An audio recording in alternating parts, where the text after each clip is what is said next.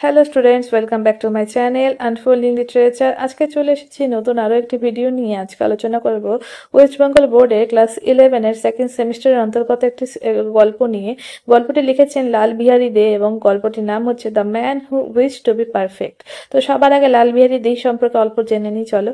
তা লাল বিহারী দে ছিলেন একজন বিশিষ্ট বাঙালি লেখক এবং তিনি 1824 সালে জন্মগ্রহণ করেন। সম্ভবত পশ্চিমবঙ্গের নদিয়া মতান্তরে বর্ধমান জেলায় তার জন্ম হয়।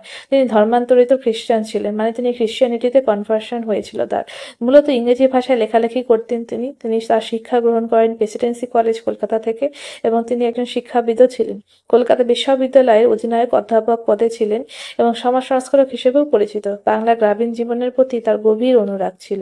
তো এবার গল্পটির সারাংশ আমি তোমাদেরকে খুব ছোট করে বলছি। আশা করি তোমরা যারা ক্লাস 11-এ পড়ছো তাদের কাছে কিন্তু গল্পটি ভীষণ উপকারে আসতে পারে। গল্পটির কেন্দ্রীয় চরিত্র একজন যুবক যার নাম রঘুনাথ। সে ছিল এক সাধারণ ব্রাহ্মণ পরিবারের ছেলে, কিন্তু ছোটবেলা থেকে তার মধ্যে পারফেকশন বা পূর্ণতা অর্জনের এক অসাধারণ বাসনা ছিল। অন্য অনেকের মতো সে কেবল জীবিকা অর্জন বা সামাজিক প্রতিষ্ঠা নিয়ে চিন্তা করতো না। সে চাইতো আত্মিক, নৈতিক, শারীরিক দিক থেকে নিজেকে সম্পূর্ণ বা নিখুঁত মানুষ হিসেবে গড়ে তুলতে। এই চিন্তা থেকেই শুরু হয় তার আত্মশুদ্ধির যাত্রা। রঘুনাথ প্রথমে নিজের দৈহিক শুদ্ধির দিকে মনোযোগ দেয়। সে শরীরকে সুস্থ রাখার জন্য কঠোর নিয়মে চলতে থাকে। নির্দিষ্ট সময় ঘুমানো, নির্দিষ্ট সময় ওঠা, শুদ্ধ আহার গ্রহণ, যোগ ব্যায়ামে ও শরীর চর্চা এসব সে কঠোরভাবে মেনে চলতে থাকে।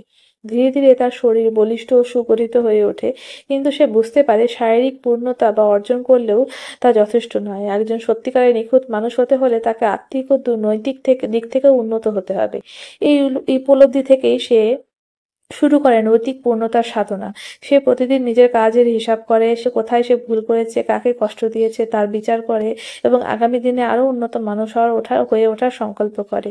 সে কারোর প্রতি রাগ করে না, হিংসা পোষণ করে না, প্রতিদিন দান করে, দরিদ্র ও অসহায়দের সাহায্য করে, এমনকি পশু পাখির প্রতিও সদয় আচরণ করে। সে প্রতিটি মুহূর্তে নিজের চেতনার দিকে নজর রাখে যাতে কোনো খারাপ চিন্তা তার মধ্যে প্রবেশ না করে। কিন্তু এই সাধনা তাকে আরো এক নতুন জিজ্ঞাসার মুখোমুখি করে তোলে।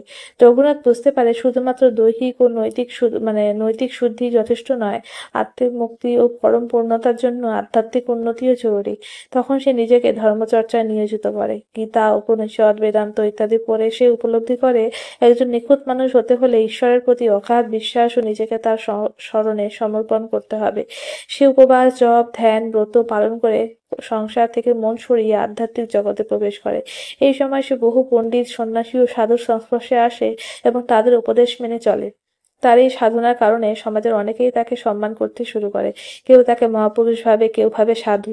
তবে রঘুনাথ এসব প্রশংসায় কখনোই মুগ্ধ হয় না। সে জানে মানুষের পরিপূর্ণতা এক দীর্ঘ যাত্রা, যেখানে অহংকার বা আত্মতুষ্টি হলো সবচেয়ে বড় বাধা। কিন্তু এই সময়ে তার মধ্যে এক গভীর দুঃখ জন্ম নেয়। সে অনুভব করে যতই সে নিখুঁত হতে চায় না কেন, তার চেতনার গভীরে এখনো অনেক অন্ধকার রয়ে গেছে। তার মধ্যে জন্ম নেয় আত্মসন্দেহ। সে ভাবে তার এই সাধনা কি সত্যিই নিখুঁত? সে কি সত্যিই পরিপূর্ণ মানুষ হয়ে উঠেছে, নাকি কেবল নিজেকে নিখুঁত ভাবার ভ্রান্তিতে ভুগছে?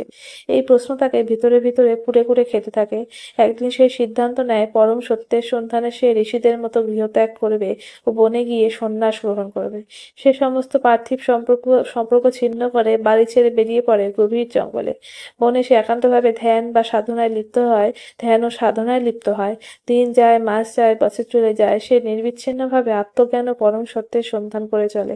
একদিন গভীর ধ্যানে সে অনুভব করে সমস্ত নিখুঁততা, সমস্ত পূর্ণতা আসলে মায়ের মাত্র।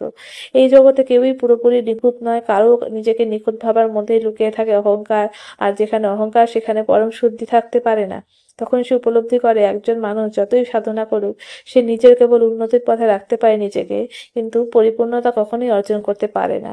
এই উপলব্ধির পরে রঘুনাথের মধ্যে এক অদ্ভুত প্রশান্তি জন্ম নেয়। সে বুঝতে পারে পরিপূর্ণ মানুষ হওয়ার বাসনা থেকেই জন্ম নেয় দুঃখ, ব্যর্থতা ও অহংকার। যদি মানুষ নিজেকে ঈশ্বরের অঙ্গ মনে করে, প্রতিনিয়ত নিজের সীমাবদ্ধতা উপলব্ধি করে, তাহলে সে প্রকৃত শান্তি পেতে পারে। সে তখন সিদ্ধান্ত নেয় সে আর নিখুঁত মানুষ হওয়ার দম্ভ রাখবে না। সে সাধারণ মানুষের মতো সাধারণভাবে জীবনযাপন করবে, কিন্তু নিজের প্রতি কাজ সততা, সহানুভূতি ও মানবতার সঙ্গে করবে। এই উপলব্ধির পর সে আবার সমাজে ফিরে আসে, কিন্তু আর কারো চোখে সে প্রাক্তন সেই সাধক নয়। সে এক সাধারণ লোক যিনি চুপচাপ মানুষের উপকার করেন, অন্যের দুঃখে পাশে দাঁড়ান, কারো উপর রাগ করেন না, কারো ক্ষতি করেন না। সমাজ তাকে প্রথমে চিনতে না পারলেও পরে বুঝতে পারে এই সাধারণ মানুষটির মধ্যে লুকিয়ে আছে এক সত্যিকারের পূর্ণতা, যে নিজেকে নিখুঁত ভাবেন না কিন্তু নিজের প্রতিটি কাজে নিখুঁত নিষ্ঠা ও মানবতা প্রকাশ করেন। এই গল্পটি আমাদের শেখায় যে নিখুঁত হওয়ার বাসনা অনেক সময় অহংকার বা আত্মপ্রবঞ্চনার জন্ম দেয়। সত্যিকারের মানবতা হলো নিজের সীমাবদ্ধতা মেনে নেওয়া এবং প্রতিদিন প্রতিদিন চেষ্টা করা একটা ভালো মানুষ হয়ে ওঠার জন্য। রঘুনাথের মতো মানুষের আমাদের চোখে বড় হয়ে ওঠেন কেবল তাদের আত্মত্যাগ ও বিনয়বোধের জন্য, যে গুণগুলোই মানুষের প্রকৃত অর্থে পূর্ণতা ও সত্যের কাছাকাছি নিয়ে যায় মানুষকে। এভাবে লালবিহারী দে তার the man who wish to be perfect গল্পের মাধ্যমে আমাদের এক পুরো আত্মজিজ্ঞাসার পথে নিয়ে যান, যেখানে নিখুঁত হওয়ার আকাঙ্ক্ষা শেষে রূপ নেয় বিনয়, এবং সেই বিনয়ের মাধ্যমে একজন মানুষ প্রকৃত পূর্ণতার স্পর্শ রূপ পায়।